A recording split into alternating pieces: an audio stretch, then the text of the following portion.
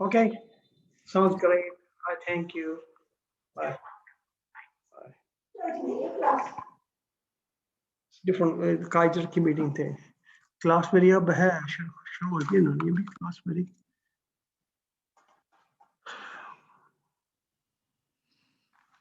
Hi, Paula. Hi, Subhash.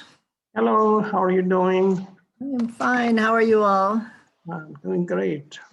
You're not Ruth. What's your name? I am Ruth. You are Ruth. Wow. With It's been a pandemic, long time since I've seen you all. I know with pandemic, gosh, we Yes. all changed. I haven't changed anything. I lost hair. That's all I have done. My hair have become gray, but that's become a different story. Same club. Yeah, same In the club. same club. Yeah. How you been? Good, good. I got my second shot, I guess a week ago, 2 weeks ago. So I'm feeling a little safer, a little more Yeah, it's very good. venturing out. Yeah. No, we got completed end of February, I think, my wife and I. Oh, wow. Yeah, so it You're got done done. early. I think it got done in February, right? Yeah, February 23rd. I was That's talking to my excellent. wife. So yeah, doing good. Wow. And, You all really got the shots early. That's great. yeah. Are you still Yeah. wearing a mask when you go out? Oh yeah. Oh yeah. When you go someplace, we got to be careful, as careful as you can be. Yeah. That's good. We still have to be safe. Yeah. Well. Hey, Mike. Hey, Carol. Hi, Ruth. Hi, How are you Carol. doing? How are you all? Good. Good to see everybody. Oops. And if not in Yeah. person, Soon enough, I hope, or maybe this Yes. fall. hey, Suzanne. Hi, I have Emily's SOG at 6 o'clock. So Oh, I okay. might take a break and Okay. leave. No problem. I'm just wanted to answer people's questions and talk a little bit about all the changes that have gone on and are still going on with the pandemic and LCMC and curriculum and the structure of the program and everything. Lots of new stuff happening. So I know people have questions. So I figured this was, since Alexandra couldn't present this evening, I figured it was a good chance to jump on and say hello to everybody and give you a heads up on what's. Hi, Paula and Karen. Yes. Hi. How are you all? Great. Pretty I day. got lots of other folks waiting here to get in. I keep forgetting the admit button. Usually I don't set a waiting room on my meeting, so I have to keep remembering to look up there and let everyone in. Hi, Ruth. Hi, Murray. How are you? Good. How you doing? Good. Hi, Myrna and Joe and Ruth, the other Ruth. Hi, other Ruth. I'm the other Ruth. And Rochelle. Wow, we have a good crew here. And Yeah. Wow. it's a good bunch. It's good to see everybody. Hey, John. Hi. Who else is on here? Levon and your screen ID says Sifong. I know, I don't know. Emma. It's supposed to be Amy. I didn't All the recognize things it. that, Rename you. Yes. Yeah, if you click know next to how your to make- name, if you see more next to your name, you can change your screen ID. oh, well, how do I do that? On participants, you see participants at the bottom. You can click on that and then hover your cursor over your name and you see a button pop up that says more and allows you to change your name. That's one of the drop down options. Oh, I got it, yeah. So you go to the view section. I'm sorry. Where do you participants list? It should be at the bottom. It doesn't show up unless you hover your cursor at the bottom of your screen and then all these things pop up like mute and There we go. video and participants. Oh, okay. So if you need to change your name, you can hover your cursor around down there and you'll find participants. Okay. Open it up and I think if you click on your own name, you can change it there too. Mm-hmm. in the image. Right, yes, right in the image. Oh where yeah, you you're named right. it. In mine, it's in the top right. There's a little 3 dots. Yeah. Yes. That's Your where I own- found it. Your own image. Easier than going to participants, but Well, I do it on participants. If you're on the iPad, you don't have that option. So yeah, Oh, that's what we keep in the- learning. There's all different ways to do things depending on the devices. mhm. So on 3 dots, you say rename, so I can rename to something else. Exactly. Okay. You could be- So if we don't feel like being ourselves today, we can all change. Yeah, well, I didn't know that. It's always That something. sounds like every day be somebody else. There you go. Oh, And on no. Halloween, you can put whatever you're going to be, your costume. And Mm. oh, we have a great crew here. There's Raul. Raul, I was waiting for you. Raul has a request for everyone. Oh. I think. No, I lost you totally. What happened? Hello, everyone. Hi, Rose. Thank you. Thank you as always for all of the continued service Oh, yeah, for bad Chelsea connection. MC and the students. I know it's been a rough year for everybody, but especially the dealing with COVID, which is finally slowly but surely starting to go away. So that there's hope. Some of you are already part of our community coaching programs. Some of you, maybe you're learning about it for the first time.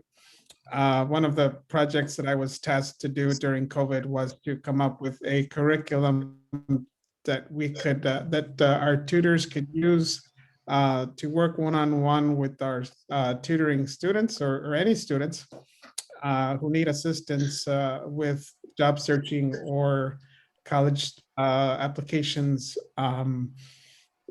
Not that their everyday goals are not important, but most of our students fit under one of those goals. In fact, I think I saw Murray here. Murray's here. Right here. Oh, there he is.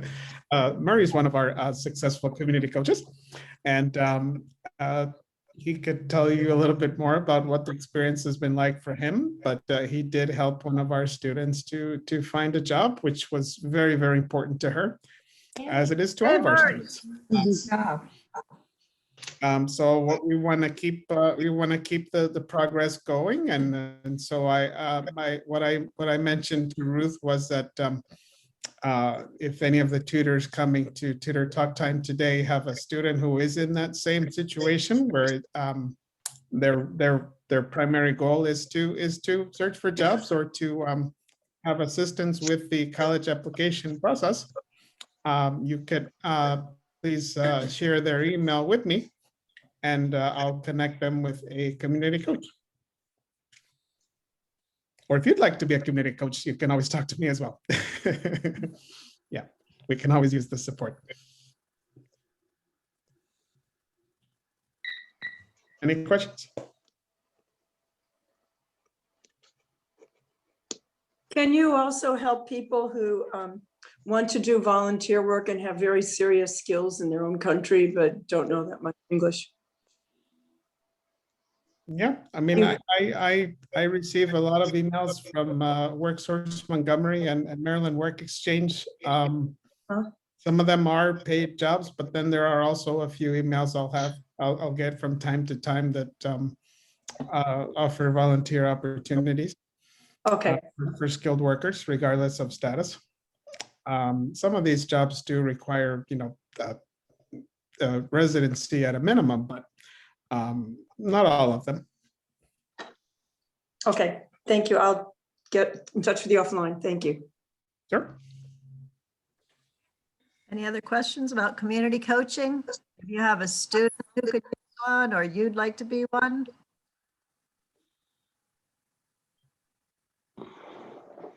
One question I have. I was the tutor 101, and now of course pandemic didn't help anyone. That includes me. So first of all, I think I was talking to, the issue is now there are two, Ruth. So I'm talking to one one of the roots and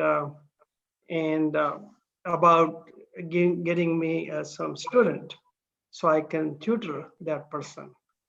Mhm. And somehow that somehow is not materializing. So I don't know, of course, everybody's hiding one way or the other from this mess. And this new variant is not helping, it's scary for everybody. That's coming from India and Asia, from Britain and other countries. So with that thing in mind, my question to you again, Ruth number one and Ruth number two. That's you. So it's a big issue for me, man. How do you keep track of these? And Ruth, it's like Subhash number one, Subhash number five. That could happen in India. She's number one. She's number one. Nah, Ruth S. and Ruth M. Yeah, there you go. So anyhow, so this may not be the good time to talk, but there's some issue that I really want to resolve it. Yeah. Actually, it's a good time to ask that question, and I was going to talk about it during the Okay, presentation, I'm sorry. but I'll go ahead and touch on it because it's pertinent to all of the changes that are going on, some of which are environmental because of the pandemic. We had, in 2019, I had over 300 tutors, and I don't even know how many students that I was supporting Yep. in the one-on-one tutoring program. After the pandemic,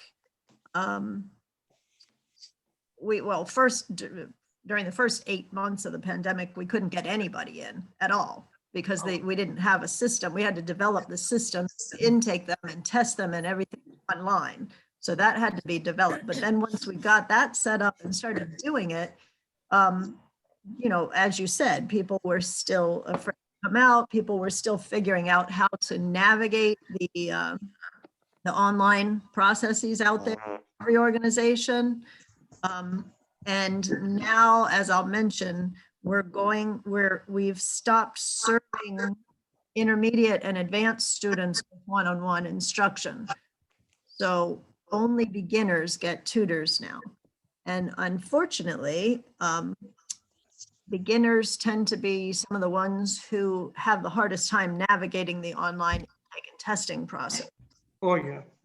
So for the time being, they are coming in very slowly, just a few a month, actually. And so what used to be a waiting list for students of 100 and some students, because I had maybe a dozen tutors waiting for students, has completely flipped.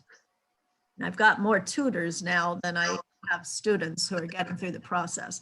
But the good part is, and I'll go back to this in my presentation, we've developed during the last year plus new programs which volunteers can participate in. So you don't have to be a one-on-one tutor. There's lots of other programs that you can get involved in.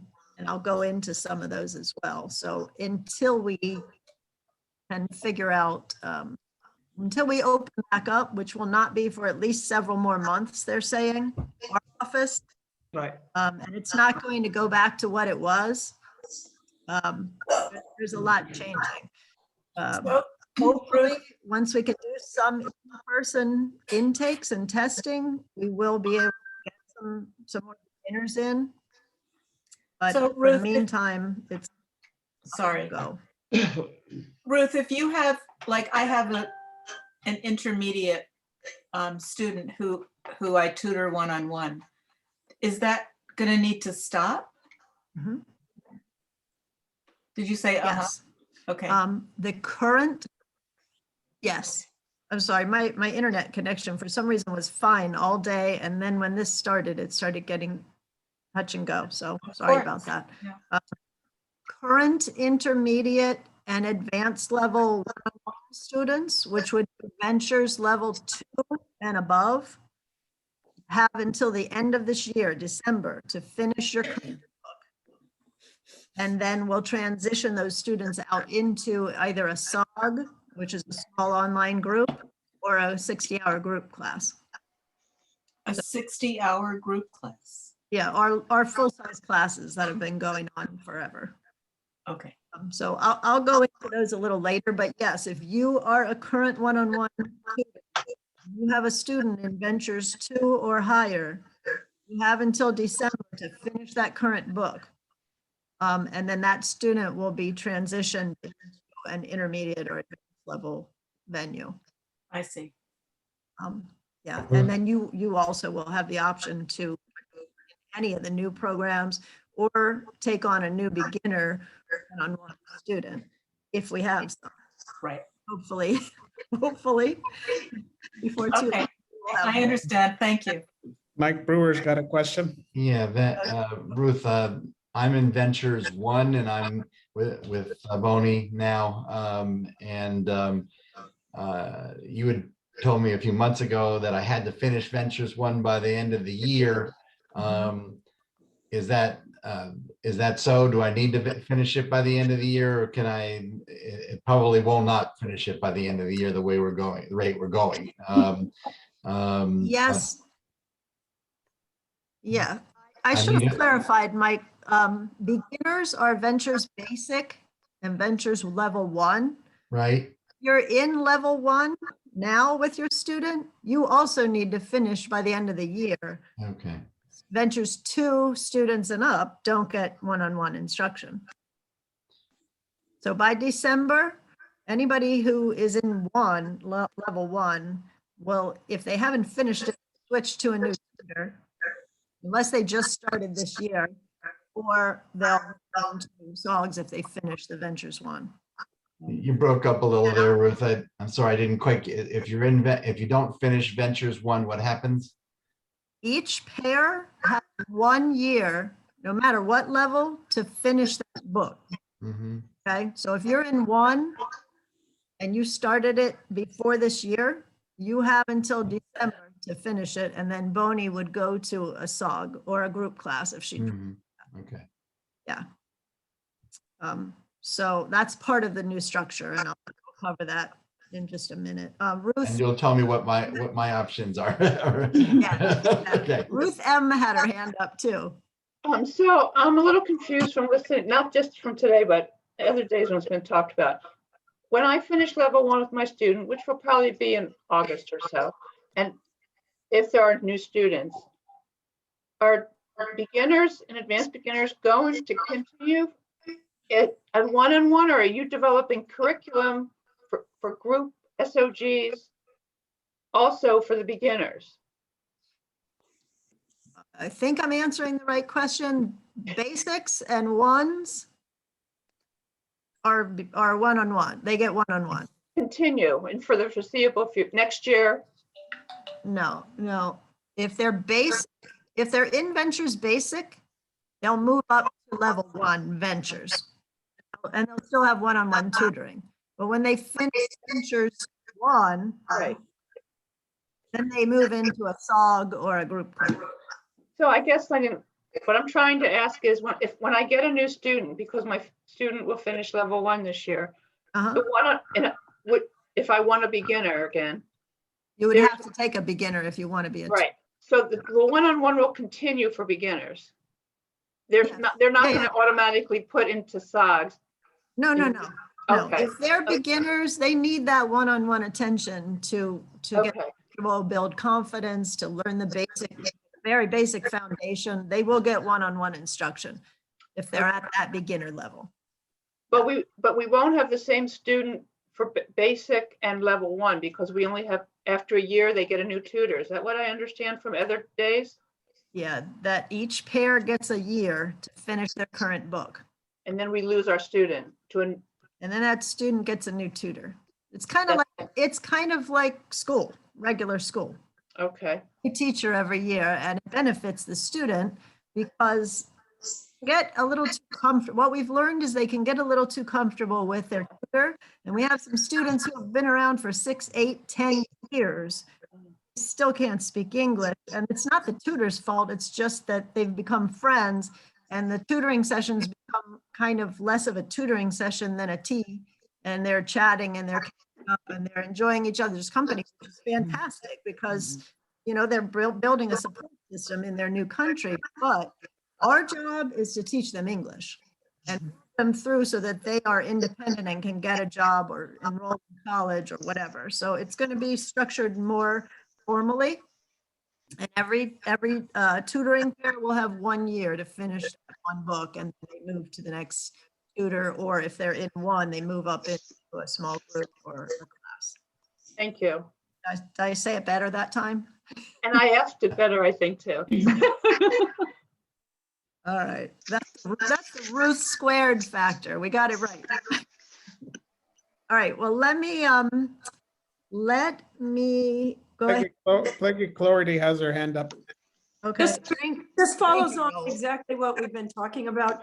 If we have a student who finishes level 1 significantly before the end of the year, will SOGS be up and running for them, or should we be keeping them busy till January? SOGS have rolling enrollment. So as soon as we get 5 to 10 students who are about the same level, nobody's ever exactly the same level. Yeah, okay. About the same level and have the same availability. We get an instructor, we start a new one. Okay, good. They Thank should you. not have to wait too long, and there's also always 9 different chats that they should participate in.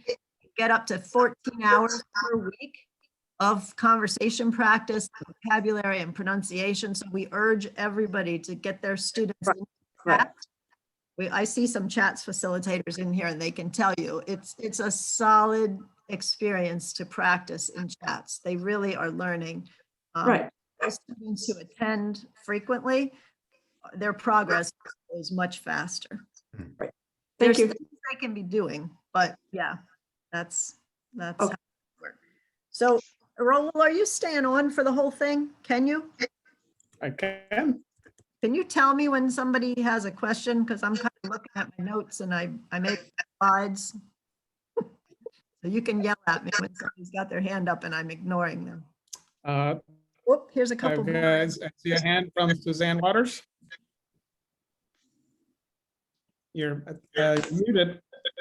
Okay, Ruth, I have a question about, and maybe you're going to address this later on, about the testing and placement of the students. Yeah. Because I found that in the SOG I'm in, there are students who have translators hiding there, and they're just telling them everything, and they don't understand a word we're saying. They can't read and they can't write.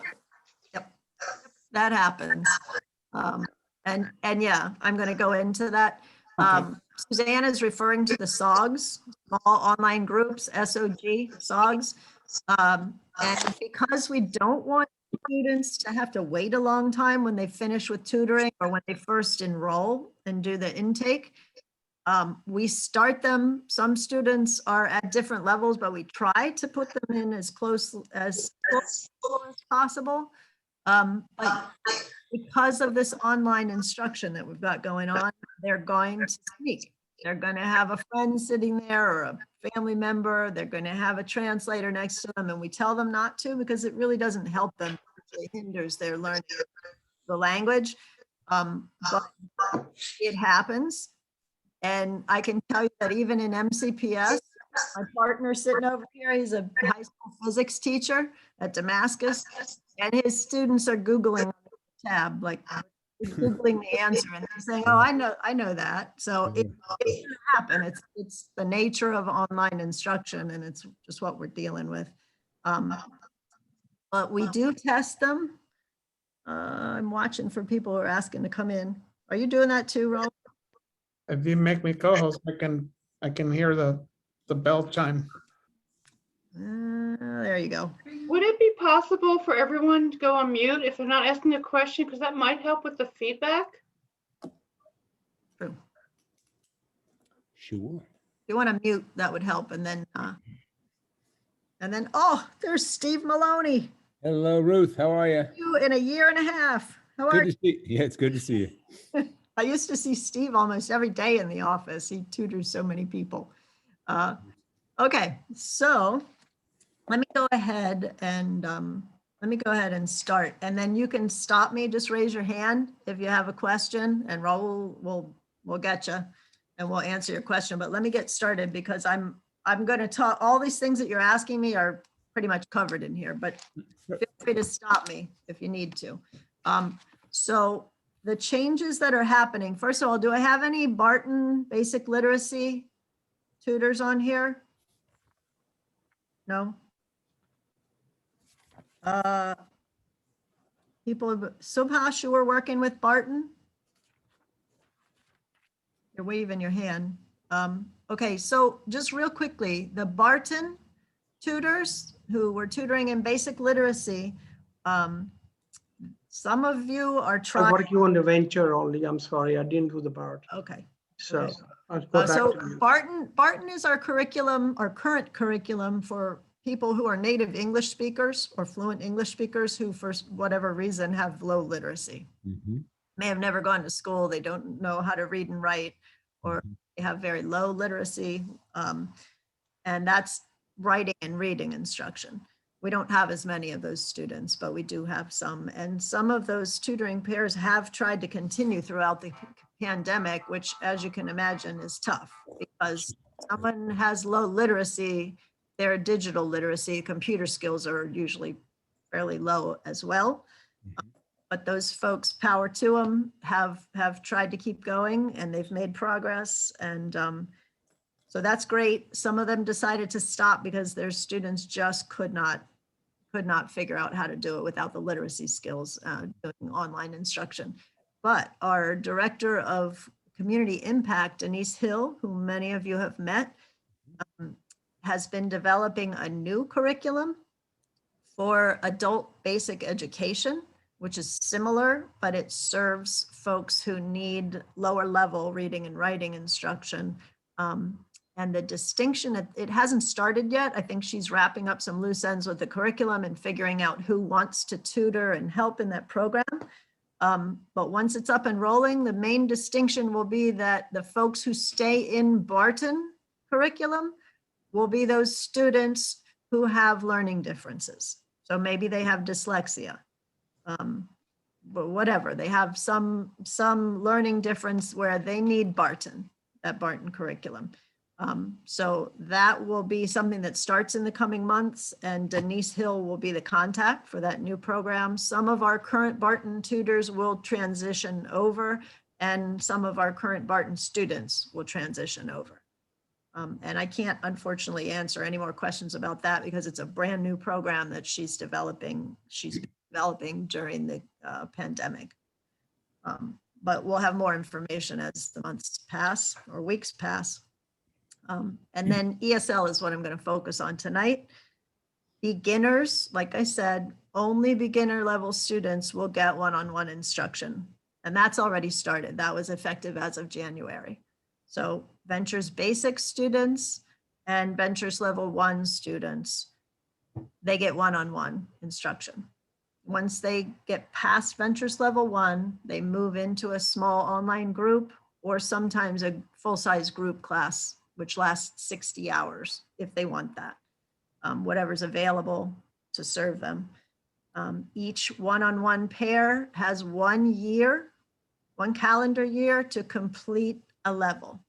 And then the student moves to either a new tutor or up into the intermediate level menu, which is SOGS. Okay. The intake, like I said, is a completely different system because it's been, I'll just be honest, very difficult to figure out how to bring in and test students with all this going on. Everything is online. Finding the students has been difficult. Come out, wherever you are, folks. We're trying to serve you. What else? Let's see. The fee structure will change. I don't want to go into that too much because it's still being decided by the senior management, but they're discussing that now. The fees will be less. That's pretty much what I can say. There'll be 1 annual fee and the students will be able to take as many programs as they want, get as much instruction in different programs as they want. So that's good news. But that's all in the works for the coming fiscal year. Does the fee cause dropout, Ruth? What's that? Does the fee result in dropouts? Does charging the fee lose students or no? I think in the 3 years that I've been tutoring program manager, I've only had one student who ever said, I'm not paying that, I'll go somewhere else. And what they find usually is that the fees are much higher in other places. Sure. Montgomery College, much higher. Other schools like the one where Raul and I taught for several years, much, much higher. So, you know, we've had a good deal, but it's going to get better in the fiscal year. And I'm sure Ahu or Gabe or I or somebody will share all those details with you when they're solidified. Wendy, I see your question about fees being waived for students who can't pay. We've been talking about possibly a scholarship fund. There's a lot of ins and outs of that have to be figured out in terms of how do you decide who gets it, if there are more requests for a scholarship than what we have in the fund, or, you know, it has to obviously be doled out in a fair way, and how do you figure out who gets what? So it's all of that financial stuff is being talked about, and we're trying to come up with the best solution. But suffice it to say that the new fee will be low enough that I honestly don't think there's anyone who couldn't swing it in a year, though I have had a couple of students come in who were experiencing homelessness, and we did waive it for those 2 students. But otherwise, the higher fee that we have had up until now, there was only one student who ever said that they couldn't swing that, other than the 2 folks who are experiencing homelessness. And so the lower fee shouldn't be a problem either. I saw somebody, it popped up, but then it went away, about $20 for the SOG. That will go away too. It's going to be one fee per year, and they can take anything they want. Like, kind of like, we're not going to call it this, but kind of like a membership fee at the gym. You pay this fee once a year. It helps cover your materials and administrative costs and everything. And then you can take whatever you want. But students will only be allowed to take one group 60-hour class at a time. They can't sign up for multiple seats of those because grants specify only one at a time. But so there's going to be a lot more options, a lot more flexibility, and a lower cost. All good stuff. And then, so the SOGs, I think I answered everything about one-on-one. The SOGs are small online groups. They will always be online. Even when things open back up, SOGs will stay online. It offers that ability for those folks who don't have a car, can't get around, maybe they have a weird work schedule, to get the instruction that they need without having to travel somewhere. Well, I just completely lost my train of thought. They were and currently are $20 per SOG, but that's changing. SOGs are 5 to 10 students total. So it's a very small group. They've been averaging maybe 5 or 6 students. Some have up to 10. And one certified TESOL instructor with 1 or 2 volunteer TAs. So those students, those 5 to 10 students, are getting 2 or 3 instructors, English speaking instructors. That's a really good ratio. Amy Branning has her hand up. Hey, Amy. You're muted. You're muted. Hi, I was wondering whether one-on-one can stay online even when things opens up? Absolutely. That's what I was thinking of when I totally lost my train of thought. Thank you, Amy. Yes, we're trying to incorporate more and more digital literacy skills into all of these programs because, as you can see, things are never going to go back to what they were, where people are just sitting there, 2 people in a room with hard copy books. It's just not, it's a thing of the past now.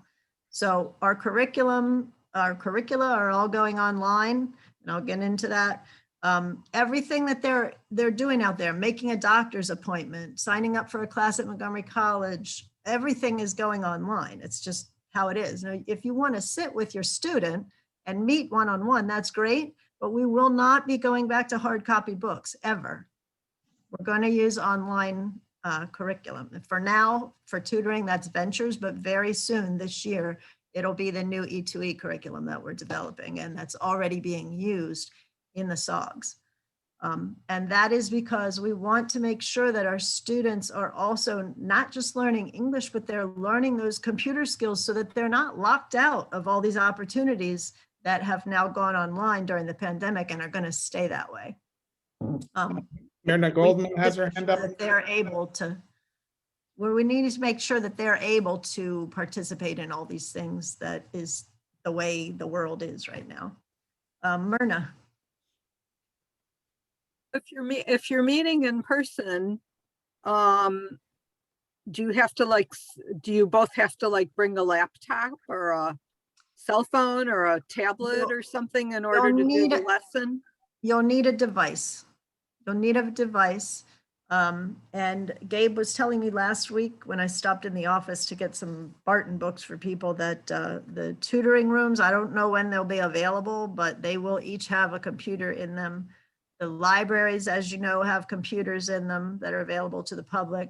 You'll be able to. The libraries don't have computers in those little whatever those little rooms are, which I forget what they call them because I haven't been in one in so long. The collaboration rooms. Right. Those just have like a table and chairs. Okay, well, you will at least in Bethesda where I met with my student. You will need a device. It does not have to be a laptop because we put the new curriculum, which is called E2e, on Google Slides. So it's really easy. You just click it and you're in it. And then you slide through, which is one of the reasons why we're doing that, because Ventures has been quite the pain for a lot of tutors to access, and all the different platforms. Will E2e curriculum also replace Ventures and Basic 1 books? Yes. Yes. Eventually, all of our programs will use the E2e. As we finish developing the levels, we've finished levels 2 through 4. I'm halfway through basic. Alexandra and Raul and I are halfway through the basic level, and then we need to finish 1. So we're about 1.5 levels away from being done, and all of our programs will use it. And Nancy Skoll is asking if they can continue using Ventures until they complete the level. When we convert to E2e, everyone will have to convert to E2e. You can't stay with the Ventures. If you already have the books, we can talk. If you only have like a lesson or 2 left, a unit or 2 left, talk to me. But once everyone converts, there'll be a deadline and you have to be in E2e. When I first started, we were just converting out of Laubach. I don't know how many of you have been here during the Laubach transition into Ventures. It was rough. My job was very rough, getting everyone to make the leap. And I understand. I'm an instructor too. I get it. It's scary to make changes from one curriculum to another. You have to learn more stuff and you were used to the old way. But you know, once we switch, everybody's going to have to switch because we can't manage people teaching in 10 different books. It doesn't work. And our data has to fit with one curriculum. We can't report data if one student's in Ventures and one student's in E2e and another student is still back in Laubach. It doesn't work because it makes our data meaningless. Steve has his hand up. Ruth, how many SOG groups do you hope to have? I mean, optimally? So far, 20, 50?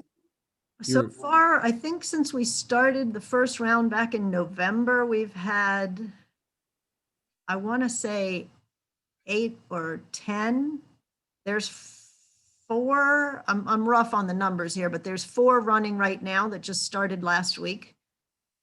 Really, if we get 50 students and we can find 10 instructors and get assigned, enrolled in 10 different SOGs, we'd start 10 SOGs.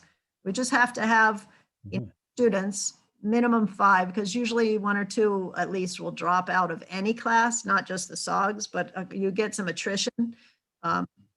And we don't want a class running with 1 or 2 students. That doesn't make sense. But if we get enough students, we'll start enough for those students. We just have to figure out who's available when, find an instructor, make sure they're available at the times we want to offer and the times the students are available. And obviously we need the money to pay the instructor. I see Lee's hand up. Lee? You're muted. How often do the SOGs meet? Thank you. The SOGs meet the same as tutoring, 2 hours per week on 1 day. So it's 1 day a week for 2 hours, but they run for 10 weeks. All right. And the students are pretty much required to attend a chat as well in conjunction with it to practice their skills, which we hope that the tutors are doing the same thing. Because if you've ever learned a new language, 2 hours a week is not going to cut it. It's great because all of our tutors are volunteers. So we appreciate you all giving 2 hours a week because that's a lot to give and not be paid for. But 2 hours a week to learn a language is not going to stick. The students have to do, in addition to that 2 hours a week, they have to do homework every week, a couple nights a week. They have to go to chats and practice. A lot of these students stay in their home, or maybe all their friends and community members speak their first language.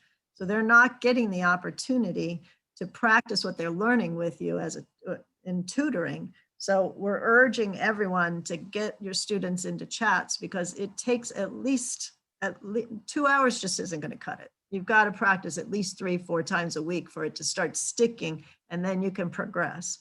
And that's our goal, to get these students to the point where they can have a conversation and independently go on an interview or enroll in college and not struggle so much, not lack the confidence to be able to meet the goals that they want to meet. Can I ask one more question? I'm sorry. Yeah. When do you expect to have the lessons done, the books done, so you can say, okay, no more individual tutoring? Gabe has told us that the deadline is the end of June. So we have a little over a month and a half to finish that level and a half. Didn't you say December 31st at one time? No. Well, that's for the tutoring pairs. Right, that's what I mean. Finish the book. So that actually brings up a good point, Steve. We're designing E2e to kind of mirror the levels of ventures. Right. For example, if in Ventures 2, Unit 4, they're doing, I don't know, present continuous tense, we're going to cover that tense as well. I see. Yeah. When we make the leap, it should be fairly seamless because it's the same, not the same content, but the same grammar structures.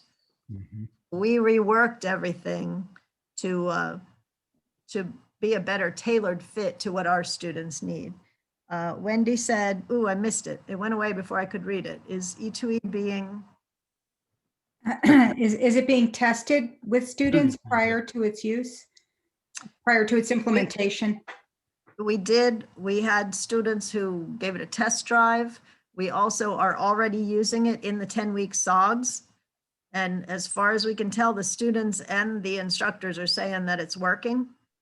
And one of the bonuses of having our own curriculum, those of you who have worked in Ventures, we find errors in it. It's going to happen in any print or whatever books, you're going to find errors. We can't fix that.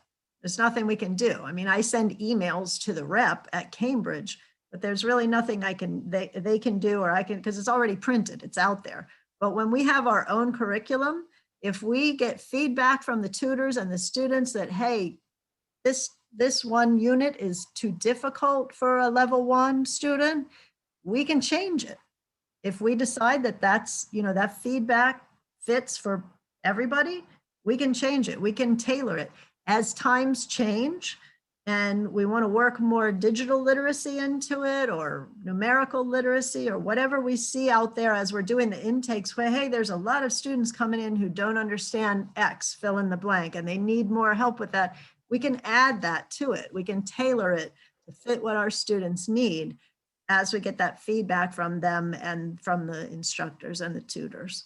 I So have two hands, one from Carol Schulman and one from Mike Brewer. okay, Carol, you want to? You're muted, Carol. Yeah, no, I know. I'm confused about, I thought earlier that you had said the use of the Ventures books would be completed by the end of, beginning of September. And now you're saying the end of June? Wasn't there a September? We're designing them. We have until the end of June to finish them. And then they need to be checked out. They need to be, someone needs to read through them and edit. The Ventures, I'm working in Ventures right now. I'm on lesson 7. I would expect that by the end of the summer, because I'm not going anywhere much this summer, I would finish that. Okay. But you just said the end of June that we had to finish our Ventures. I thought that's what I heard you say. No. Okay. Raul and I and Alexandra via Mizar are the ones who are designing this new E2e curriculum. The directors have given us, the 3 of us, until the end of June to finish designing it. Okay, but we can continue with the Ventures. Yes. Okay, you have until somebody says to me, okay, they have to get into E2e now. Okay, and that will be this year. Yeah, and there's a second question. So if I finish the Ventures book I'm in, I cannot go to the next level of Ventures. If you're in Ventures 1. No, I'm in Ventures. I always forget. It's 2 or 3. I can't even remember anymore. I think it's. Oh yeah, you're in intermediate. So just so everyone understands, Ventures Basic is low beginner. Right. Ventures 1 or E2E 1, because the numbers line up. Remember I said they're going to parallel. So E2E or Ventures Basic is low beginner. E2E or Ventures 1 is high beginner. E2E or Ventures 2 is low intermediate. E or Ventures 3 is high intermediate, and E2E or Ventures 4 is advanced. So the Bs, the basics and the 1s get a 1-on-1 instruction. Right. 2s and 3s, the intermediates get a SOG, and the 4s get advanced class. Okay, so when we finish intermediate classes, So when we finish the Ventures book that we're in, they then go to a SOG and the E2E thing. That's what you're saying. The 2 work together. Correct. Okay. Correct. And if it took you until December to finish your current level, you would at some point have to switch over to E2E. But like I said, they parallel each other. Right. Content is very similar. The grammar structures are almost the same. But the E2E in that case would be in a SOG, probably. It wouldn't be 1-on-1 anymore. If you're in Ventures 2, you said? I'd have to go look on my other computer. I don't have the level on. Okay, well, let's just say you're in Ventures 2. If you're in Ventures 2 and you're not done, you're only in Unit 7 by September, you can still keep working. Oh. Well, we'll probably switch to E2E by that point, but you'd be in E2E2 or Ventures 2 until December. Then you'd have to be done because that student needs to go on and move up. Right. But I could do 1-on-1 with her until then, if yes. And she would still go to into a SOGs as well. She could. She could go to a SOG. When we switch to the new fee structure, they're going to be able to get multiple services. I understand. Okay, but I just need to figure out how I'm going to deal with her. Okay. Yep.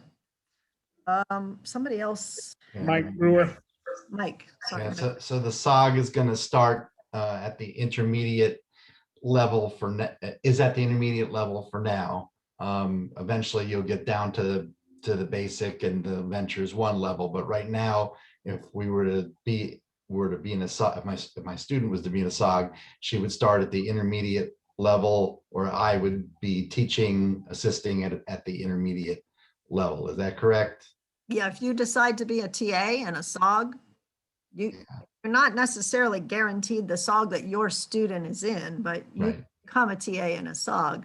And if when she finishes level one, then she'd move to a SOG. And you can be a TA in a SOG too. How does one become a TA or a SOG? That's one of the questions in the chat box. And What was it? that's one of the questions in the chat box from Carolyn, but Mike has the same question, and Subhash said, please go over SOG too. SOG? SOG TAing? SOG TAing, SOG teaching. Okay, so SOGs, again, are small online groups of 5 to 10 ESL students, English learners, and they're hopefully around the same level, but we've got to start a class rather than make them wait to the exact same level, but we try to get them about the same level. They have one certified TESOL instructor and 1 or 2 volunteer teachers assistants or TAs. Depending on the number of students that enroll, we might need 2 TAs, we might need 1. But those students are getting at least 2 English speaking instructors for 5 to 10 students. That's a good ratio. They run for 2 hours, 1 day a week for 10 weeks. How do you become a SOG, a teacher or a volunteer? If you are a SOG instructor, Ahu Moser, our Director of Academic Programming, would recruit you. That's a paid position, but you have to be TESOL certified, a TESOL certified instructor. You have to have certification. I will at the end of the year. I know you're in the Montgomery College. Yeah, so she hires TESOL certified instructors to teach the SOGs as well as the group 60-hour classes. The TAs are volunteers, and you don't have to be TESOL certified. A lot of our chats facilitators and tutors have already been TAs, volunteer TAs in the SOGs, and enjoyed it. The one problem that I heard about this most recent round of SOGs is that one of them had some dropout, students who dropped out. And then they didn't need both TAs. So one of the TAs said, I'll just wait till another round when more students are in. And again, we're still not in the middle, but we're still in this pandemic and students are still trying to figure out how to do all this. So the numbers are a little low across the board. So how do I become a volunteer TA? If you send me an email, I'll send you the application. Okay, that would be for the end of the year that I do that, but I want to become one, at least an assistant at first. Yeah. If you don't want to do it until the end of the year, wait until a month or a few weeks before you're available, and then ask me for the application and I'll send it to you, because we have a list of folks who fill in this online form, and then that's who we notify when Ahu tells me I have a TA spot available, please find me somebody. Go to that list.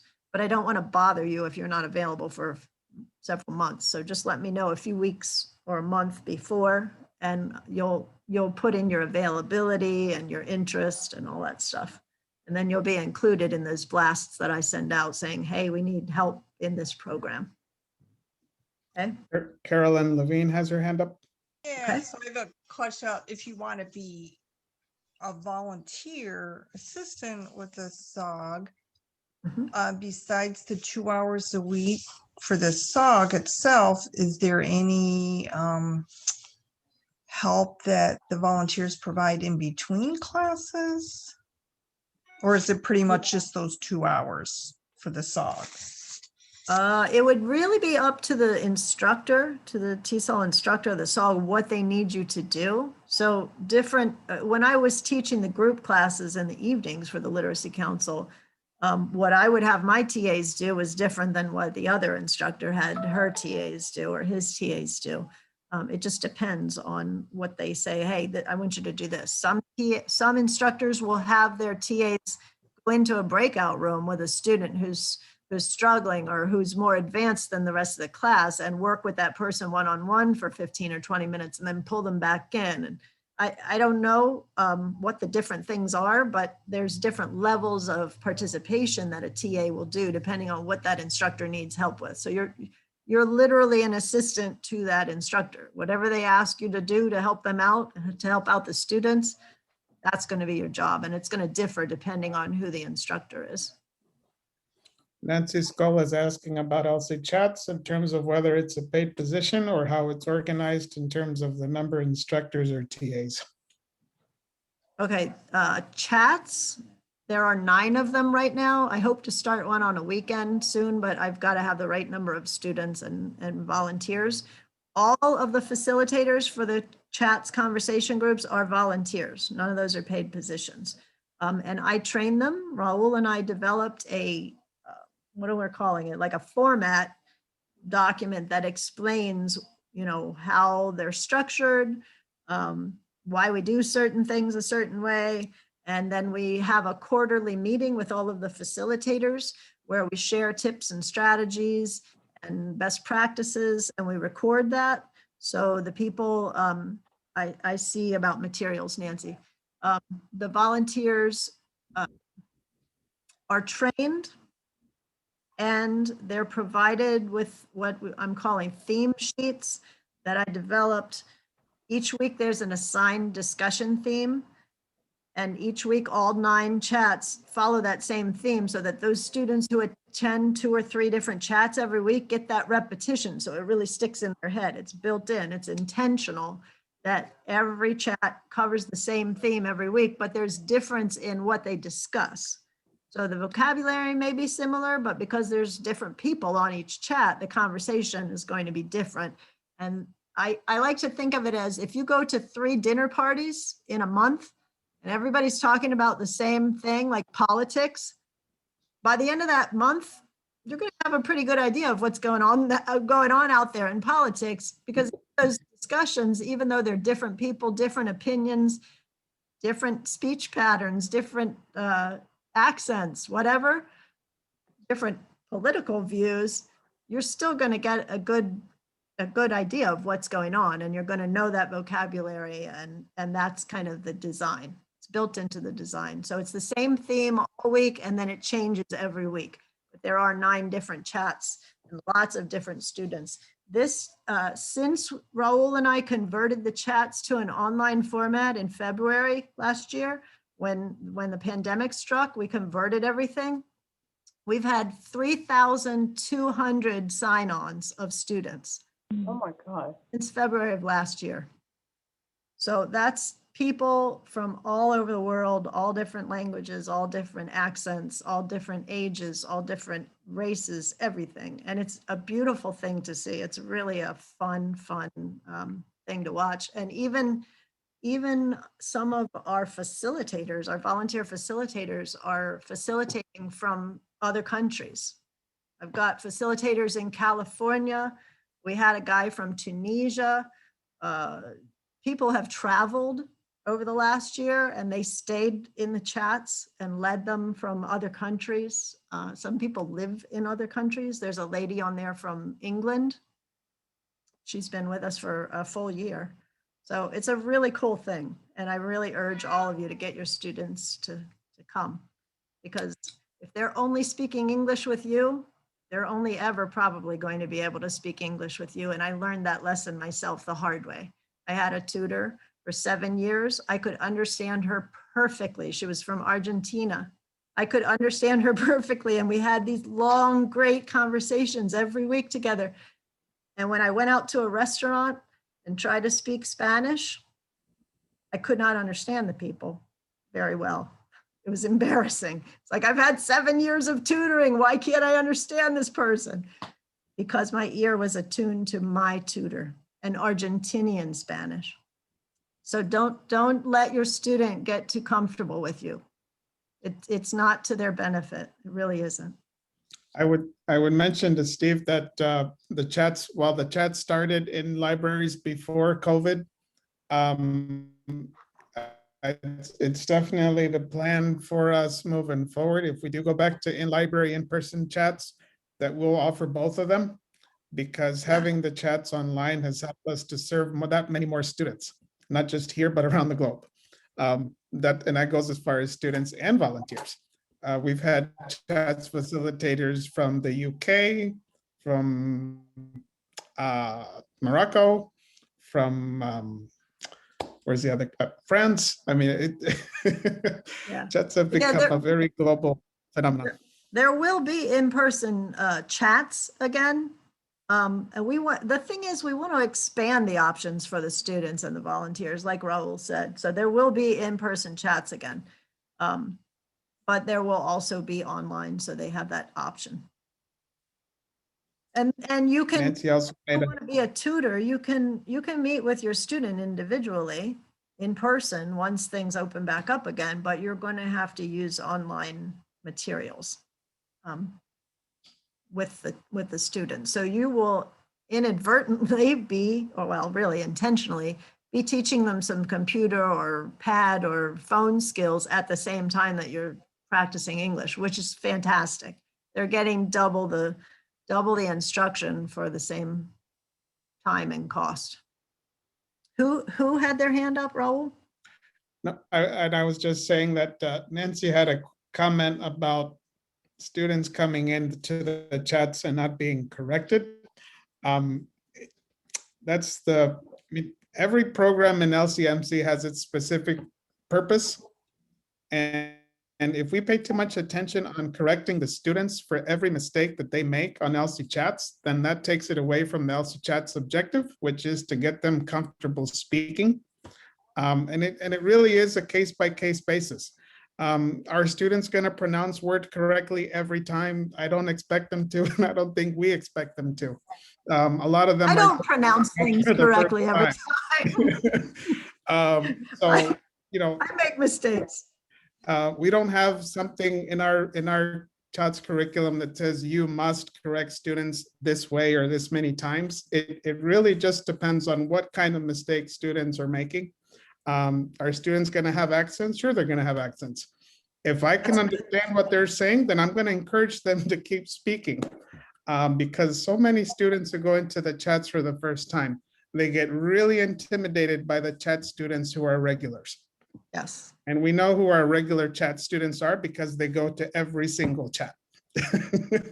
They have accents and everything, but they keep coming to the chats because that's what it takes for them to improve their speaking. Does that make sense? And Nancy, we do have conversations in our quarterly meetings and by email every week with the facilitators about the best ways to correct a student without smashing their confidence. You know, if a student says something incorrectly to the point where it's hard to understand, we have them repeat back, did you mean this? And then the student hears the correct way to say it without saying that was wrong, because that's going to make them clam up.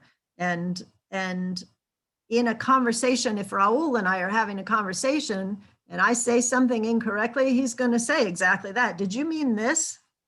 I didn't quite understand you. Did you mean this? It's much more organic and natural. That's how you're going to say something to anyone if they say something that you don't understand. So it's a more organic way of correcting someone or making sure that you understood, because sometimes it's in my own hearing and they did say it right.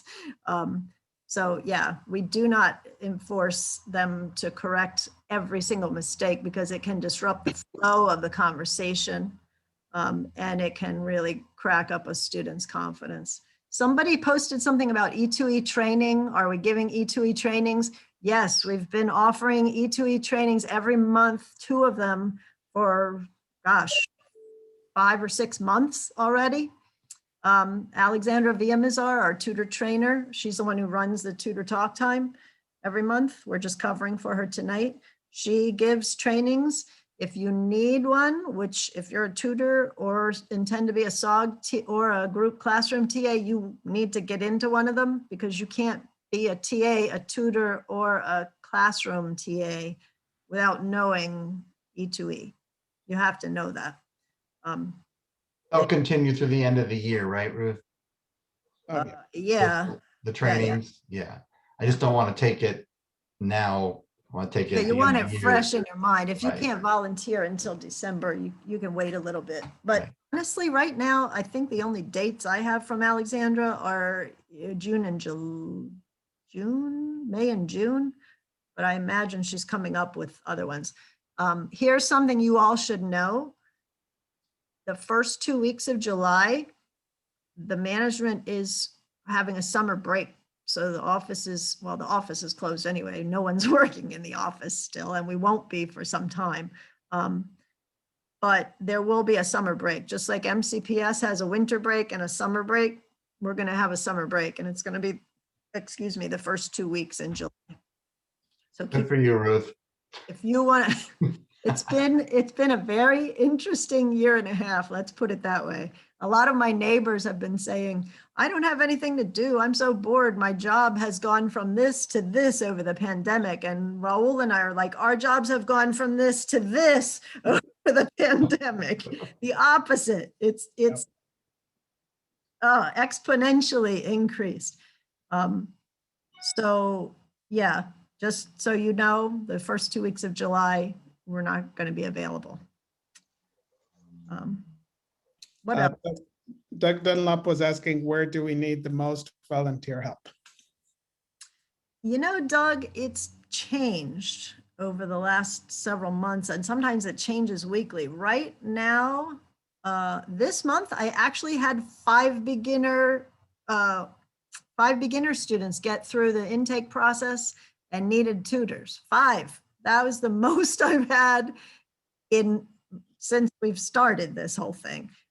It used to be in 2018 and 19, I would bring in 10 students a week, and I was trying to match them. Now 5 makes me so excited, I don't know what to do with myself. So that it was a big week last week for one-on-one. I just put out a blast for facilitators this week. I had several slots, I think 6 or 7 days when we needed substitute chats facilitators. And I'm looking for a lead, a host on the Thursday night chat from 6 to 7:30. Hi, Emma. So it changes. But if you fill out that volunteer application that Steve and I were talking about, you will get those notices that whenever I'm looking for someone. Thank you, everyone. I must leave. Bye, Subhash. Subhash. Bye. I see Heather's bye, hand up.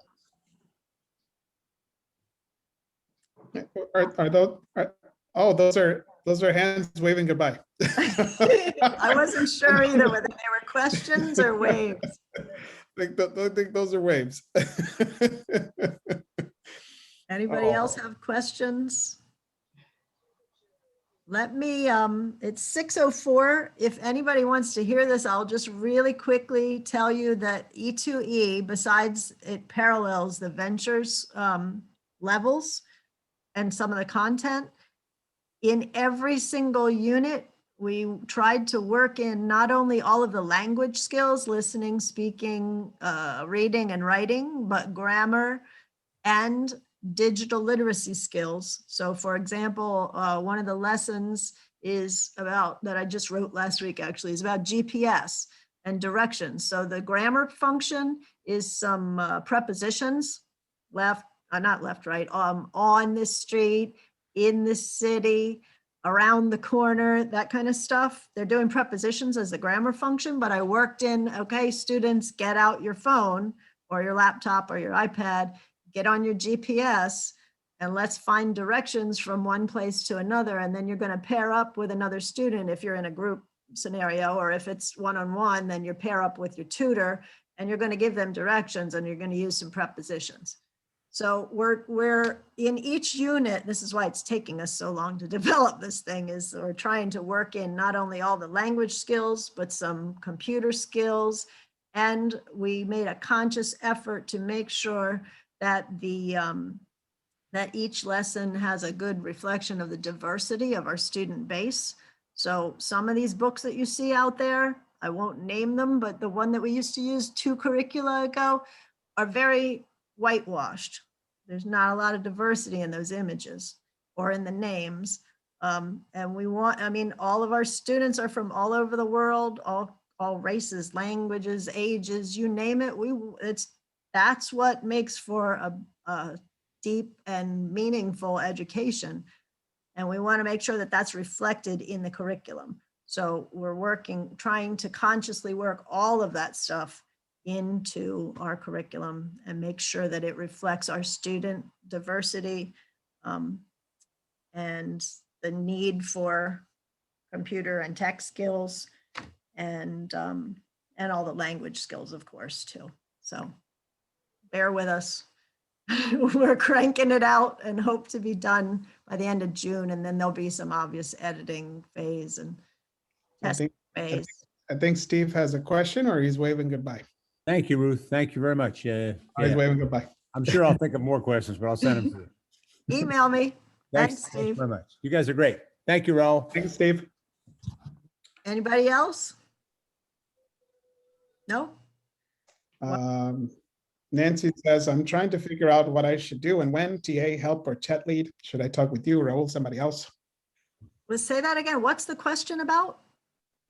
Whenever you need. She says, I'm trying to figure out what I should do and when. TA help or chat leader? Should I talk with you or Raul or somebody else? Yeah, email me. If you want to be a TA for one of Raul's digital literacy classes, the computer classes, or if you want to be a community coach, reach out to Raul.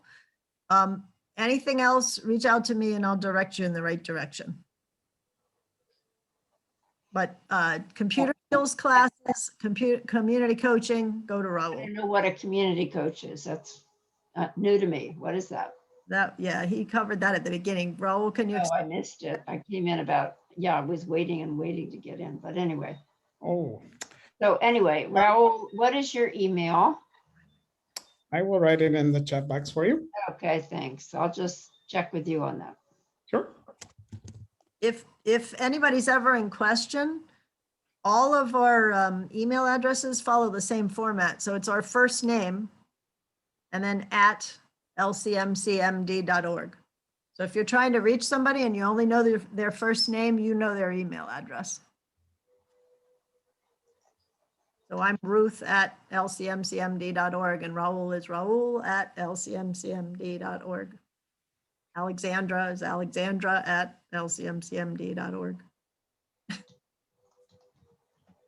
And don't forget to mention that a very beautiful part of the E2e curriculum is that we get to add voices. Oh, yes. I forgot that piece. Yes. In as part of the diversity that we're consciously building into the curriculum, the listening exercises where you're going to click on a link or your student will click on a link and listen to the listening and check their comprehension. We included recordings of people with all different kinds of accents because there's no one right way to speak English. So Raul is some of them and he got to practice his my southern accent. His character impressions there, but we also recorded friends and neighbors and people who have different accents because a lot of our students come and say, I want to learn to speak English like people from DC, like this area, DC metro area, that you don't have an accent. Yes, I do. If I speak to someone from Alabama or Louisiana or Massachusetts, they're going to say, Ruth, you have an accent. And I do. So we want the students to understand that there's no one right way to speak English. There's no accent. Everybody has an accent. And that's what makes English beautiful, is that everybody speaks it a little bit differently. So we try to work that into the curriculum as well with the listening exercises. And that's another need that we have. Once we, Ruth and Alexandra write the curriculum, but I lend my voice to the audio part. So the more voices, the better. If any of you would love to have your voice featured on E2e, but just reach out to me and we can record an audio session. That would be great. I would love that. I remember the first time that I called Cambridge And I got to speak to one of the guys whose voices is on the Ventures listening exercises. And I said, are you that guy who bought the new pair of shoes in unit 8 of whatever? And he started laughing. He said, yeah, that's me. It's so funny. So yeah, Raul always needs extra voices to record for the listening comprehension lessons. So thank you, Nikki. I love to try to make a Southern accent, but I think the students and everybody else might get a little bored of it. So the more voices, the better. Yeah. All right. All right. Susie. Bye, Susie. Thank you. Thank you, everybody. Livon, we didn't get to practice our Spanish. We're all skipping Spanish tonight to be in tutor talk time.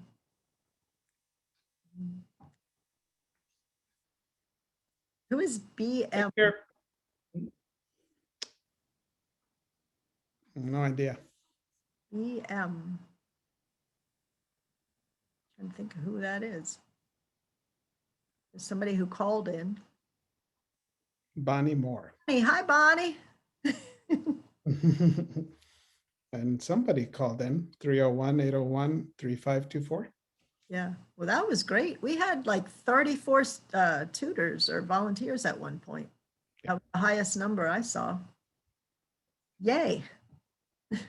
And, Many. and there's our star community coach. Yes, Murray. Murray. Good things are being said about you, Murray. You're really helping the students to make some good progress. Were you all able to watch the Community Builder Awards earlier this week? Was that last week? That was last week. Last Thursday.